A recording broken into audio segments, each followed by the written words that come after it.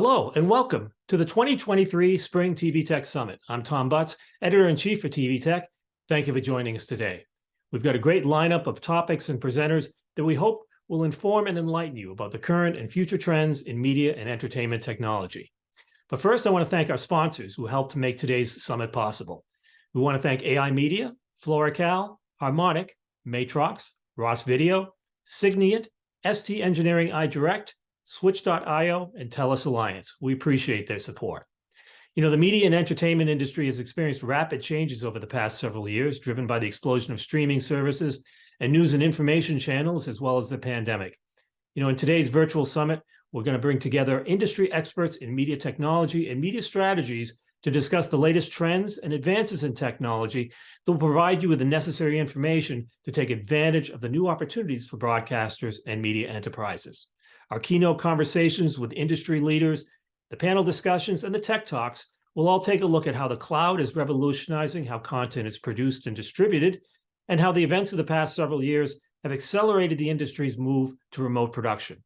We'll also discuss how AI, next-gen TV, and virtual production are impacting the way broadcasters and media companies create, manage, and deliver content, and offers case studies to educate you and your colleagues on best practices. We hope you enjoyed today's summit and would love your feedback. So when you get a chance, drop us a line at tvtechnology@futurenet.com. Again, thank you for joining us today and enjoy the summit. Hello, I'm Tom Butts, Editor-in-Chief with TV Tech, and welcome to our first keynote of the 2023 Spring TV Tech Summit. Thank you for joining us. Today we have with us Chris Pfaff. Chris is the president and founder of Chris Pfaff Tech Media LLC. And we're going to talk about why you should care about the metaverse today. You know, if you've been in this business for any length of time, chances are you've run into Chris at an event or connected with him online. Chris has been a fixture in the M&E tech business, media and entertainment tech industry, which is what we call it now, for decades now, and is ready to discuss this important but often misunderstood technology. Chris, thank you for joining us. Can you tell us a little bit about yourself? Sure, Tom, and thank you for having me. Yes, as you mentioned, I run a consultancy, Chris Pfaff Tech Media LLC, which works mostly with early to mid-stage technology ventures from North America and Europe, and we do business development, marketing, investment consulting. I've been doing this on my own for 21 years. Previously, I was with various ventures, and I also spun ventures out of the Lucent New Ventures Group and Bell Laboratories, and launched AT&T's internet businesses. And before that, I was working with large companies like Sony Electronics, where I launched a lot of their major broadcast products. I launched Viacom New Media and did a lot of work in the music industry, which is where I started in this thing called the Metaverse in 1990. I had a client, Keyboard magazine, which with Verba magazine created something called CyberArts, which was a forum for emerging technologies in the arts. And for 3 years, from 1990 to 92 in LA, they did this festival. And that's where I met people like Jaron Lanier and Thekla Shipcourse and Brenda Laurel, and learned terms like telepresence and other things. Real pioneers in the space, Jaron Lanier, who invented and demonstrated the data glove, again, 33 years ago. So it's now been a full generation. But that's really my first taste of what we call the metaverse.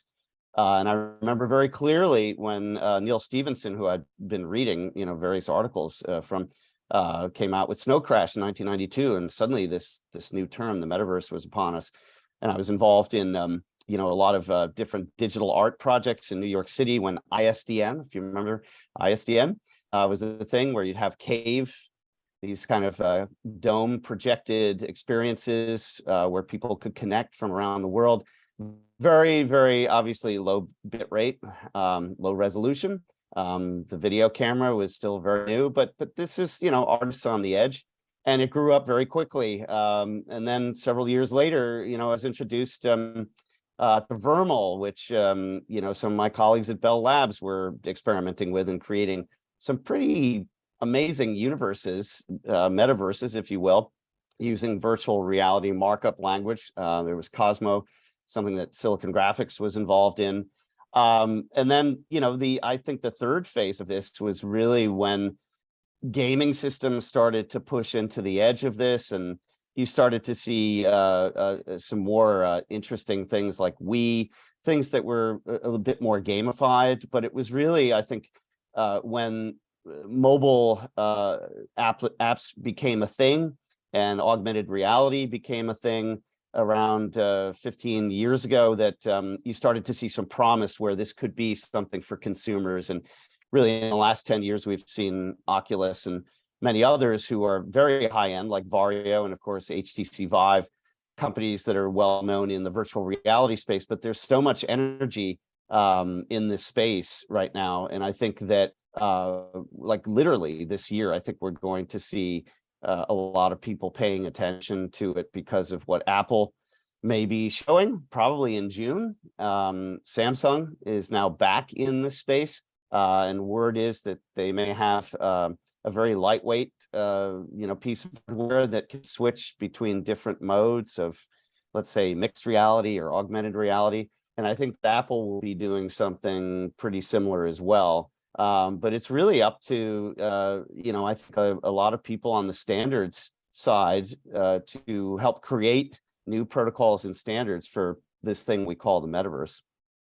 It's funny you should mention 1990 because it was before I started covering the industry, but I'll never forget reading an article in the Rolling Stone magazine about virtual reality, and it clicked.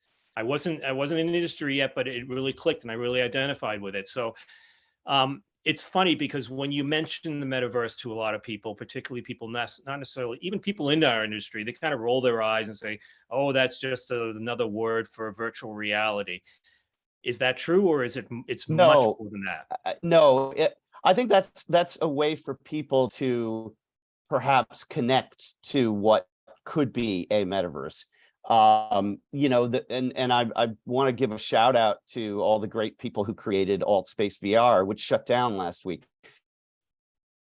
And that's where a lot of people became familiar with the metaverse in VR. But really, the metaverse is just a shared, decentralized digital space where you can meet, create, personalize, and you can do that in a virtual reality, but you could do that in other technologies as well. And I think that someday soon, perhaps not that many years from now, we will have more projectable holograms and things that will move with us. So it's really it's imaginations and worlds beyond what just a virtual reality implementation of a metaverse might be. That's, I think, really the difference, is that it has to be immersive, it has to be persistent, it has to have some community which may have some connections to what you experience in the physical world. It doesn't have to be a simulacrum palimpsest of what you do in the physical world where you're just layering on. But it's again, this is why I say new protocols, new technologies that will, bring us into experiences that aren't just one platform. And I think that most people have experienced virtual reality through maybe only a few platforms, but I think that will grow. But no, the metaverse is really, I think the better way to think of it is just thinking of it if you were studying, if you were studying the weather, or you were studying cosmology, and somebody was teaching you about the stratosphere or the ionosphere, and you're at ground level, that on a digital level, the metaverse is a much more fully immersive kind of experience. And that's where I think that all the gains that we've seen in the last 10 years and things like edge compute, and yes, 5G, which is a part of that, enable us to create a metaverse where we take advantage of vast stores of information that are in the edge that can be triggered, or that you could literally walk through. And I think that's the difference, where people see, oh, I get it. I don't have to have a static experience that I call the metaverse, that it's literally with me all the time. So when we talk about things like Internet of Things and wearable technology, those things all relate to what the metaverse might be, and whatever we call it 5 years from now.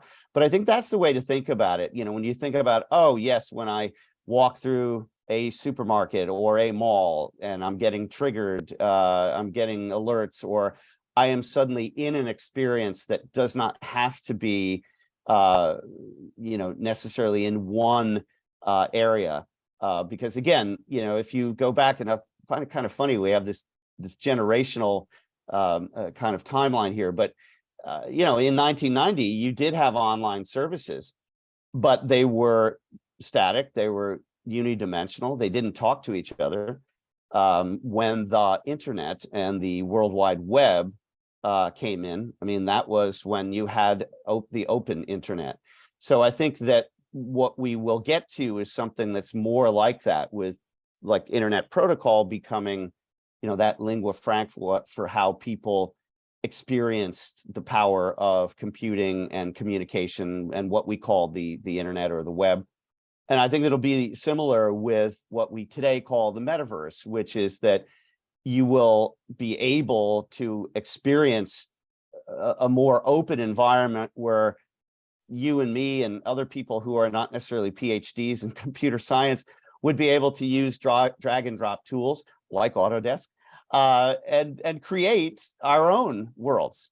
And that was obviously always the promise of an open internet with internet protocol and all of the great things that people who are connected to like the Internet Engineering Task Force, that they can create, that you can use to build filters or do what you need to do to create a community. But this is much more like saying, I think in the connection to broadcasting is very interesting, because in broadcasting, it's broad. Yes, you're using antennas, you're using great power of the air, and it's like, wow, it's all around you, and I can get a signal, and isn't that great? It's so cool, it moves with me, blah blah blah. I'm driving in my car, and you think, wow, if you extrapolate that and think of the metaverse, it's around you all the time. You don't have to be necessarily clued into a piece of hardware. The displays may be different. You have one display visor in your car, you have another that's something that you clip onto your glasses. Maybe it just shows up, as you drive through the gas station, boom, do you want to see all this instead of whatever they're playing at their little information channel when you're pumping your gas? Wow, there's, the moments from last night's Oscar telecast, and, it's, full frame resolution, and, oh, isn't that great? That's great. I'm on the red carpet. Oh, I'm getting a point of view. We would take that for granted, I think, not too many years from now, just as we take for granted that, we get a signal, when we turn on a device. And I think, again, that's the difference, that you take it for granted that you can move through time and space and have persistence, of experience as well, whether you curate it, right? That's what we're used to with things like playlists, whether it's video or audio.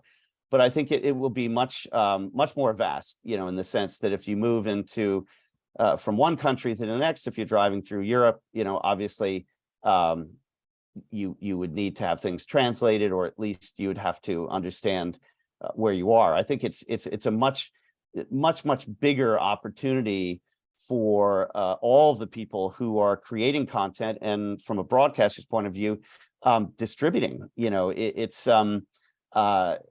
I think that's really where the community, which is what over the air broadcasting is really all about. Your broadcaster is really has been for decades your window into your community, your visual community, or your what you're hearing on radio. And I think that's really a very powerful way to consider what it is, the metaverse today, and what it's not. It's not a static virtual reality experience or a video game. It's not a video game. It's not like Fortnite or what you'd see in Roblox. There are elements of what they do, but and Xbox and PlayStation, same thing. Very closed systems, but it gives you a taste of what it could be.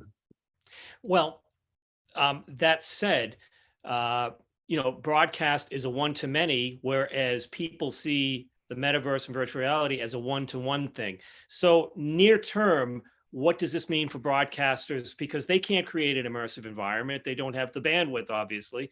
So what should they be looking for in the near term that, Well, I that is think relevant to them? right, but I think that to be fair, what the metaverse is, and even if you'd use the example of say Altspace VR or Verbala or these virtual communities are really many to many.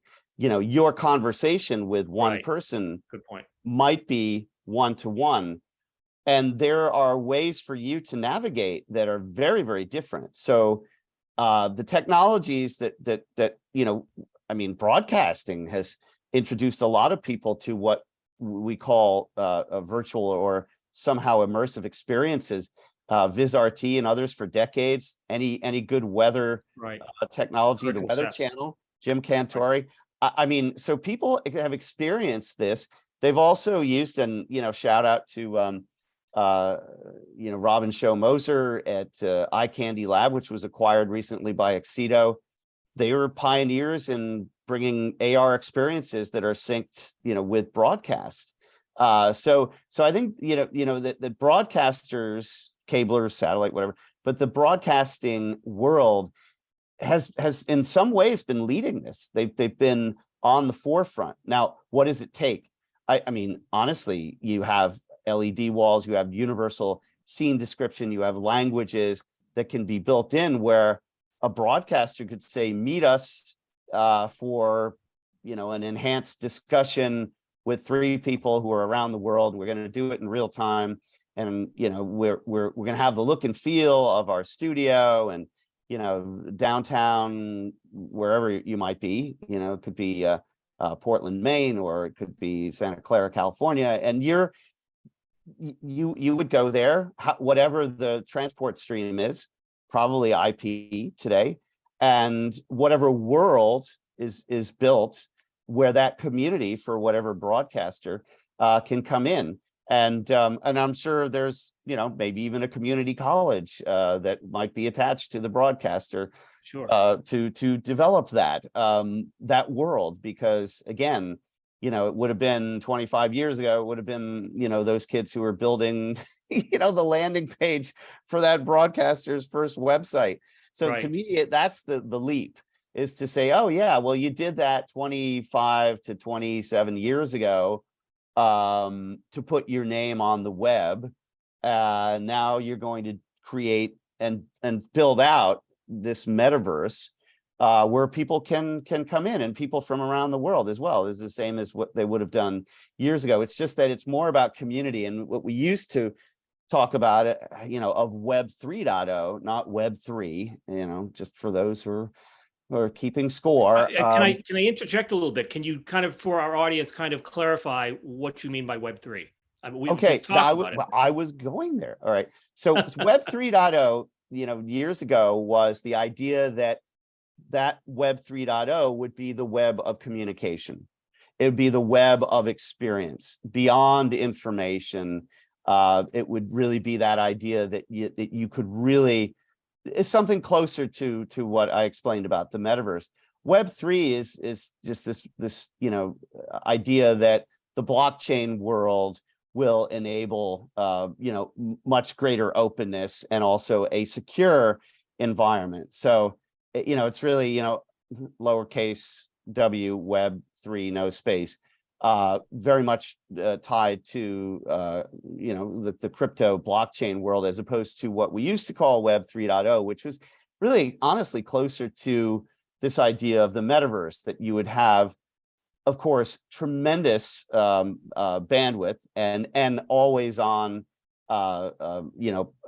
pervasive computing, that idea of spatial computing, pervasive computing, edge computing, this thing that takes you as an entity and creates some kind of volumetric reality. So it's not just a 2D flat representation, but those are design considerations. But the issue is just that it's really not so hard a leap to think of what this this can be. It's just that our gateway to the metaverse today, yeah, for sure, most people, including myself, would say that it's Oculus, Quest 2 or Quest Pro, or if you do have still some mixed reality gear.